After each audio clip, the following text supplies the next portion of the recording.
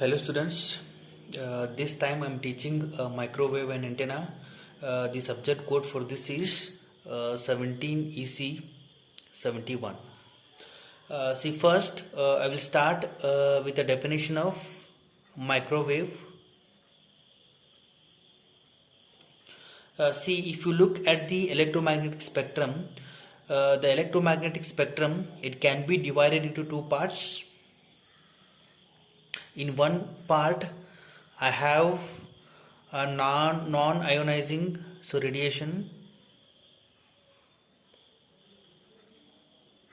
and in other part I have ionizing radiation.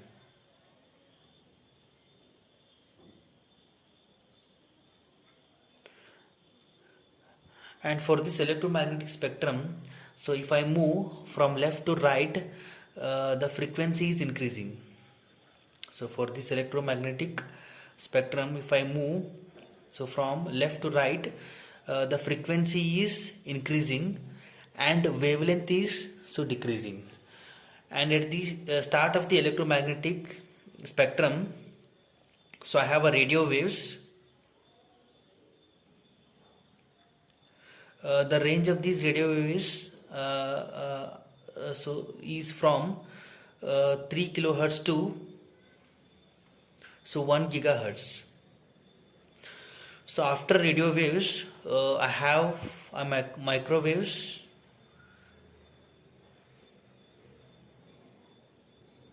So the range of this microwave is from 1 gigahertz to 300 gigahertz. So after this 300 gigahertz, I have infrared waves. So after that, I have visible spectrum. So next I have ultraviolet spectrum. So next I have X-rays and gamma rays. See, in this only this X-rays, ultraviolet, X-ray and gamma rays, so they will come under ionizing. So basically they are ionizing radiations. So actually in this electromagnetic spectrum, so these radio waves, they are used for FM and AM. So they are used for radio communication. So whereas these microwaves, they are used for mobile communication and satellite communication, and microwave oven,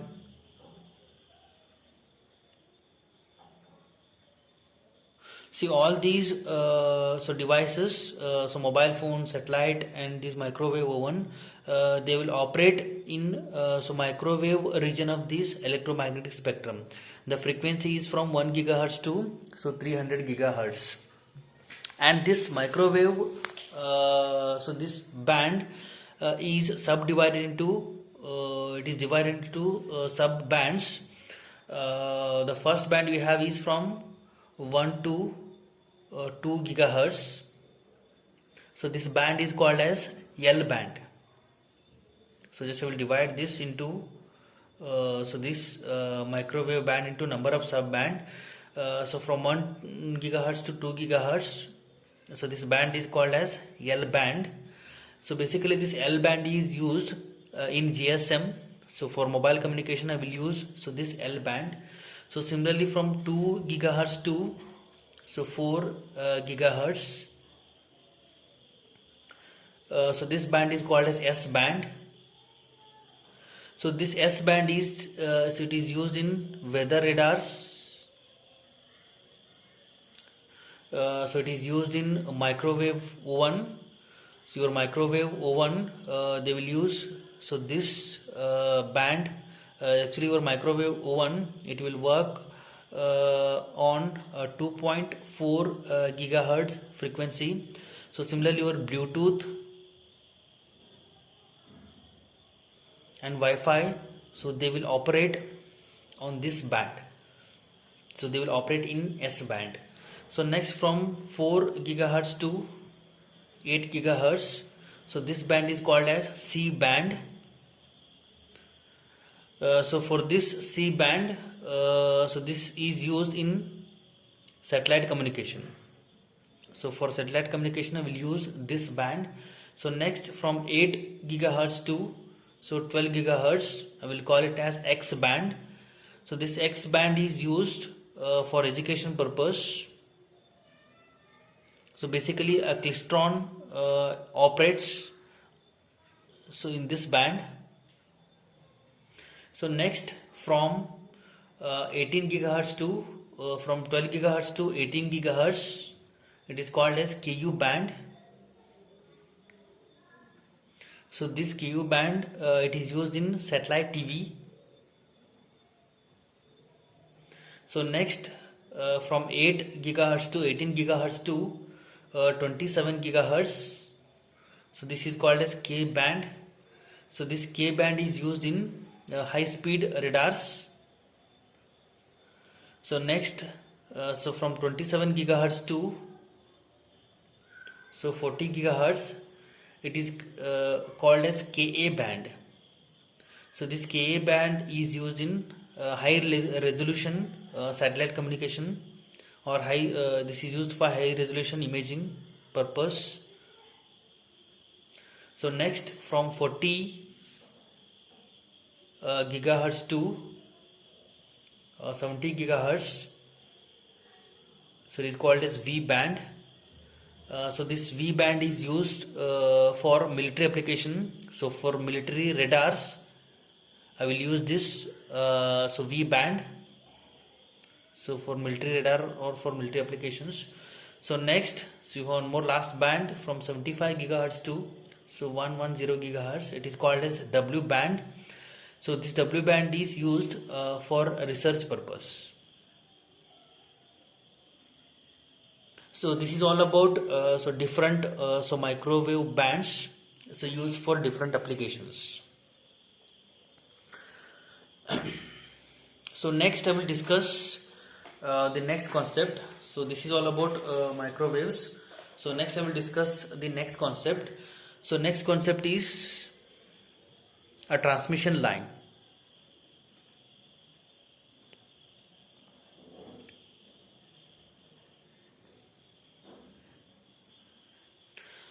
So first I will define transmission line.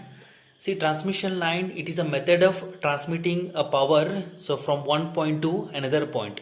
So basically this transmission line is used to transmit a microwave power from one point to another point.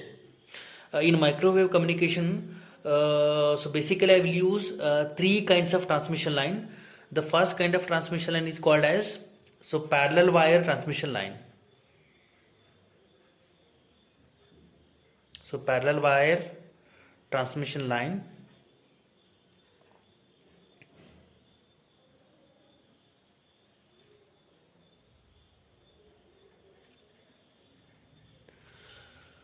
So in case of parallel wire transmission line, so I have two conductors. So both these conductors, so they are placed parallel to each other. So diameter of these conductors is D. So diameters of both these conductors is D, and both these conductors, they are separated by a distance capital D. So for this parallel wire transmission line, so at the one end I will connect the source, and at the other end I will connect the load. So this may be vice versa. At this end you may connect a source, and at this end you can connect a load. See, for this parallel wire line, so if I draw the electric and magnetic field pattern, suppose just I will take a cross section of this. So assume that these are the cross section of these parallel conductors. See, out of these two parallel conductors, so one is positively charged. So this is positively charged. If it is positively charged, the current is coming out of this conductor. So similarly, this conductor is negatively charged. So if it is negatively charged, so current is going inside this conductor, and we know that electric field, so it will be from plus to minus, the electric field lines, so it will transmit from plus to minus, so they will exist like this. So from plus to minus, so from this conductor to this conductor, so I will have electric field lines like this. So similarly, if I draw the magnetic field pattern, so this conductor is positively charged. For this current, it will coming out from the conductor. So if I apply right hand thumb rule, so the magnetic field, so it will be in anti-clockwise direction. So just to apply right hand thumb rule, the magnetic field pattern for this is, so it is in anti-clockwise direction. So for this negatively charged conductor, so current is going inside the conductor. So if I apply if I draw magnetic field for this, so magnetic field, so it will be in clockwise direction. So apply, so right hand thumb rule, so the magnetic field pattern, it will be in clockwise direction. So like this, and both these magnetic, so this is electric field, so this is magnetic field. So both these electric field and magnetic field, so they are perpendicular to each other. See, for this parallel plate capacitor, for this parallel wire transmission line, the capacitance value is given by, so it is given by pi epsilon, so divided by, so ln of, so 2d, so divided by, so d. So similarly, the inductance value is given by, so pi divided by, so mu divided by pi into ln of, so 2d, so divided by, so d. So this is all about the power parallel wire transmission line. So next type of transmission line is, so basically this parallel wire transmission line is, it is used to transmit electric current. So basically your power line, power transmission line, so they are parallel wire transmission lines. So next you have important transmission line, coaxial transmission line. So coaxial transmission line. So in case of coaxial transmission line, I have two conductors. So one is inner conductor and I have so outer conductor like this. So both these inner conductor and outer conductor, so they are placed coaxially like this. So this is inner conductor. So diameter of this inner conductor is small d and diameter of this outer conductor is, so capital D. So for this, so this outer conductor is grounded and voltage source is applied between this inner conductor and this outer conductor. So voltage source is applied across this inner conductor and this outer conductor. So for this coaxial transmission line, so if I draw electric field and magnetic field, so just I will take the cross section of this. So I have inner conductor here and I have outer conductor here. So this inner conductor is positively charged and this outer conductor is negatively charged, it is grounded. So electric field line, it will diverge from this inner conductor to outer conductor like this. So it is diverging, so from this inner conductor to this outer conductor. So similarly, if I plot the magnetic field pattern, so for this, so this inner conductor is positively charged. For this inner conductor, current is coming out of the conductor. So the magnetic field pattern will be, if I apply a right hand thumb rule, so magnetic field pattern will be, it will be in anti-clockwise direction. So it will be in anti-clockwise direction. So like this. So similarly, if I draw a magnetic field pattern for this outer conductor, so it will be in clockwise direction. So like this.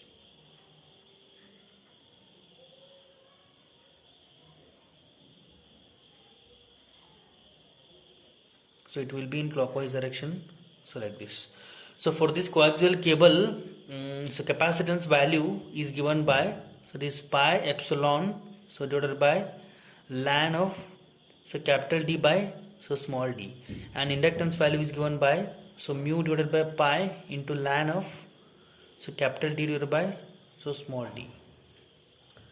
So this is all about coaxial transmission line. And one more thing is this, so coaxial so transmission line, it is used in so TV cable. So basically your TV signal is transmitted through this coaxial cable, coaxial transmission line. So next you have third kind of transmission line. It is called as microstrip lines. So third kind of transmission line is microstrip lines. So in case of microstrip line, I have a conductor like this, and on this a micro strip is fabricated. So this is a metallic strip, it is fabricated on the surface, and this is positively charged, and this outer conductor is, this is negatively charged. And electric, if I draw the electric field pattern, so this electric field pattern, it will be like this.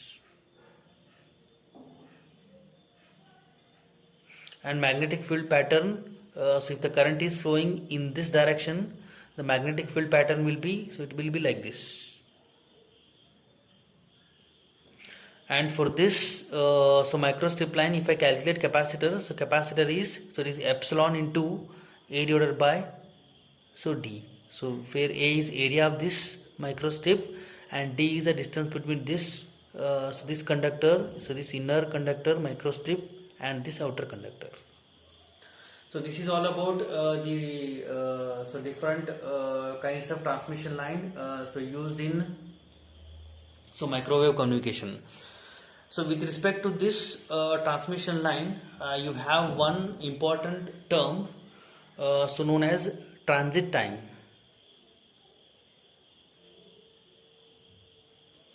Or I can say a transit time effect.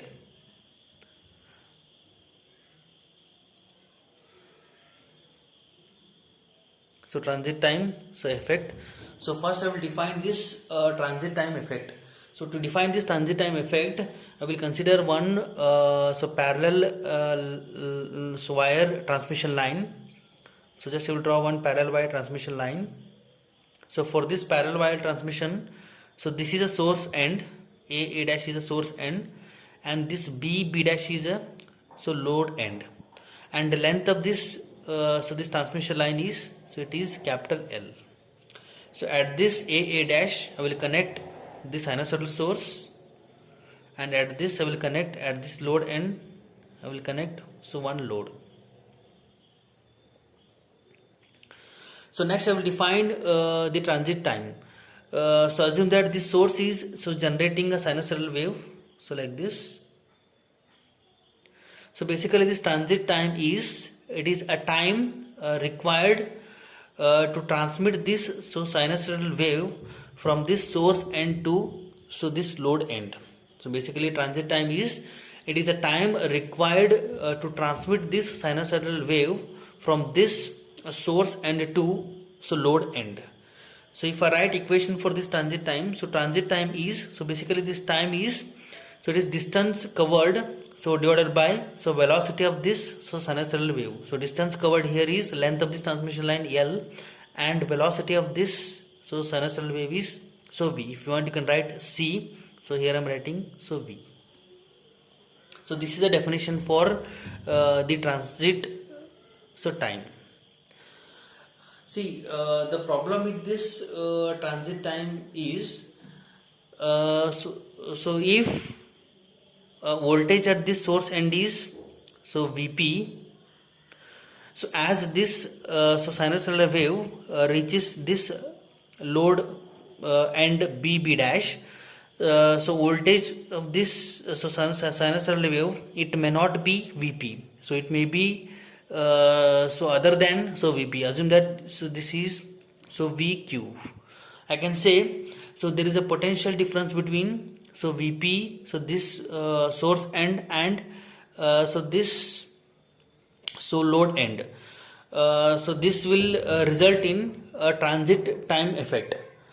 To overcome this potential difference, or to overcome this transit time effect, so you have one condition. So the condition is the time. So assume that the time period of this is capital T. So the condition to avoid this potential difference or this transit time effect is, the time period of this sinusoidal wave, it should be greater than, very greater than this, the transit time, TR. So then only I can avoid this transit time effect, so that the potential at this point and potential at this source point and potential at the load point, so it will be same. So there is no potential difference between this source end and the load end. To avoid this time period of this sinusoidal wave, it should be greater than the transit time. If I simplify this, so capital T is time period is basically the reciprocal of frequency. I will write it as 1 by f. So this is equal to TR, we know that. So this is L by V, and here I will write this. I will take this V on this side. So this V by f. So this is equal to L. So V by f, you know that it is a wavelength lambda. So lambda should be greater than L. So this is a condition to avoid the transit time effect. If the wavelength of this wave is, so it is very greater than the length of this transmission line, so then I can avoid this transit time effect. So if this wavelength of this sinusoidal wave, if it is in comparison with this length of this transmission line, so then the transit time effect comes into picture. So if it is the wavelength of this sinusoidal wave, if it is incomparable with this transmission line length L, so then the transit time effect comes into picture. So just I will explain this transit time effect with one example. So just I will take one transmission line. So for this transmission line, we'll connect one source. So just will connect one source which I will use in the laboratory. So assume that this is 10 volt source and it is generating 50 hertz frequency. So this is a load end. So similarly, I will take one more transmission line. So to this transmission line, I will connect a microwave source. So this microwave source, it is generating 1 gigahertz, it is generating 10 volt and 1 gigahertz frequency. So here what I am doing is, I am taking one transmission line. To this transmission line, I am connecting one normal source used in the laboratory, and for the same transmission line, in the second case, I am connecting a microwave source which generates 1 gigahertz. So for the first case, so if I calculate the time period of this, so the frequency f is, it is 50 hertz. If I calculate the time period for this, so time period is 1 by f. So this is 1 by 50. So this is 0.02 seconds. And if I plot the sinusoidal wave of this, the period of this is 0 to 0.2 seconds. So if you look at this wave, so this sinusoidal wave, so it is completing one cycle, so in 0.02 seconds. So similarly for this microwave